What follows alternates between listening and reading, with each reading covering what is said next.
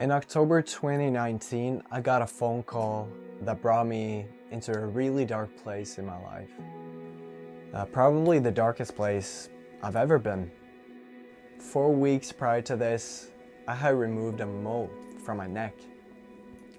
And it took 4 weeks for the results to come in.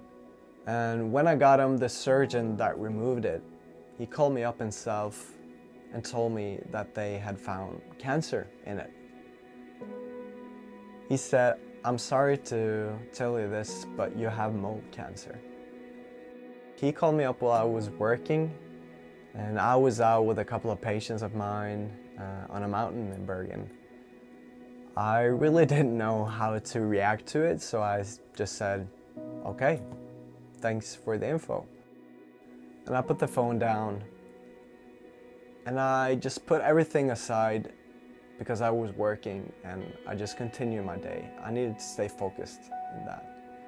But eventually we got back to the rehabilitation center where I work, and I immediately told my boss about the news. And she said, "Just take the day off, take a couple of days off, let it sink in, and let me know what you want to do." And I told her that I hadn't processed it yet, so I just could continue my day and let her know the next day about the time I had. Then I walked down to the office and I found myself completely alone for the first time. And in that moment, when I was alone, I had my first panic attack.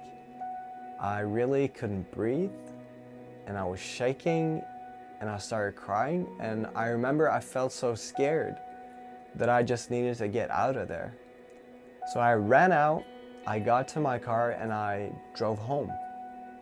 I called my boss and I told her that I can't work right now. So I got a sick leave, and I was away from work for about 3 months until everything was done. In the beginning of this time, I got the chance to put everything aside for a bit because we had just planned a tour to the Philippines.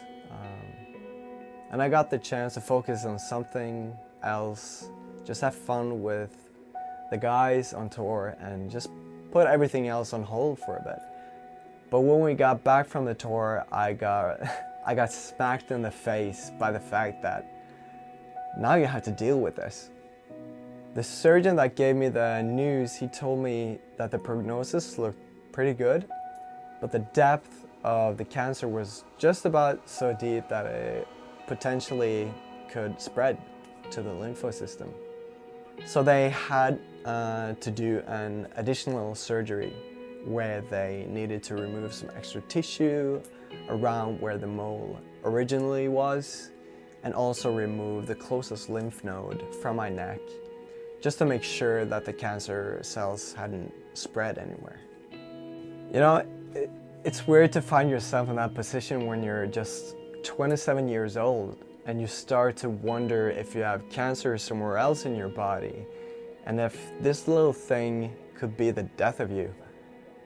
And I had periods of anxiety, and for me, walking around just not knowing anything brought me into a depression. For the first time in my life, I was not able to sleep properly for a long period of time. The fear of dying was affecting me at night as well. I had constant nightmares about myself where I was dying, where I killed myself, where my friends were dying, so I just couldn't sleep. And the worst part of everything around this was that I could see it on my daughter that she knew something was up.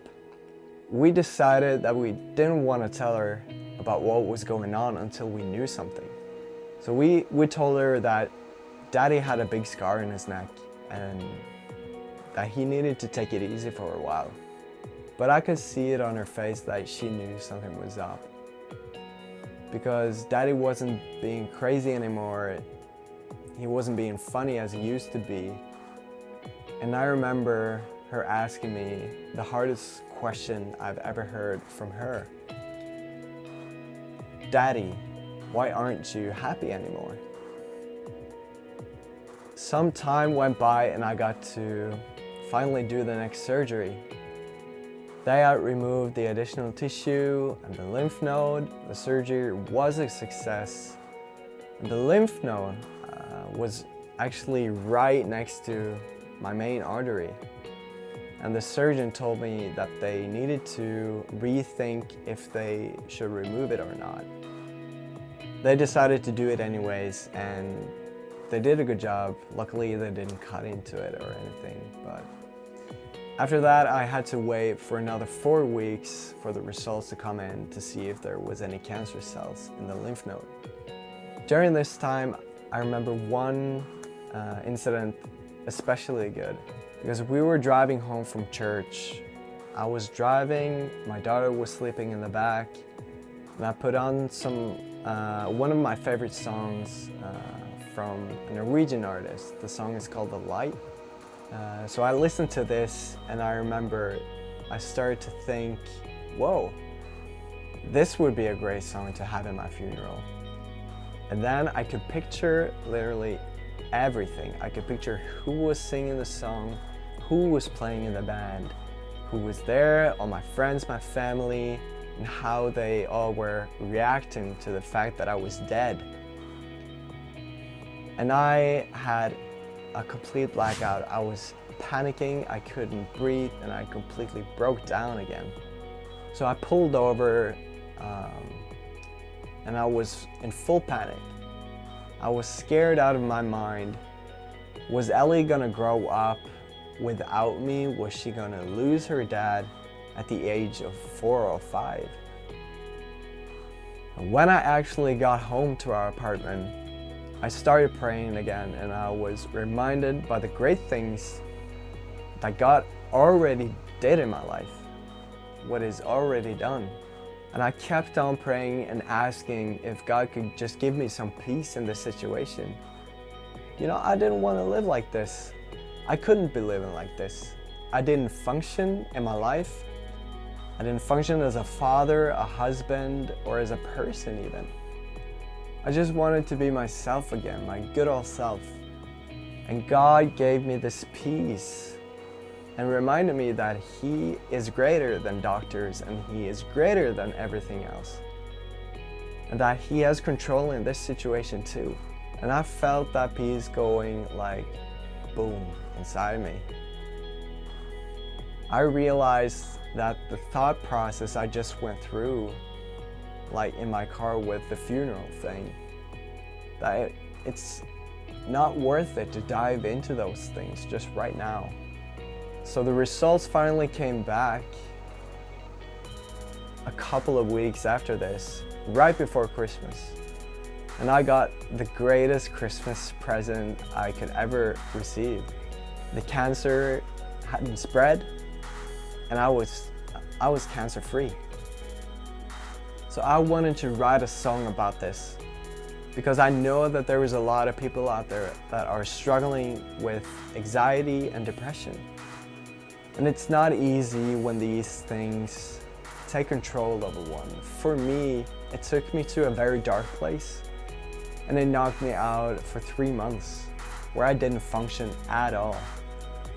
And I wanted to write about when anxiety takes a hold of you and kind of like captures you, when it brings you into a blackout and a depression that might come with it. But the song Blackout isn't mainly about the dark stuff. It's about the hope, on the other hand, that we have in Jesus. Therefore, I wanted this song to be kind of a party and a praise song. A song you can jump to, dance to, and really bang your head out to. Because you know what? This is what we believe in. We believe in a God that has control and is above all things in life. A God that gives you hope for better days and a better life. And if you're going through something in your life, we really hope that you can find some strength and comfort through this song, and that it will be a blessing for you in your situation.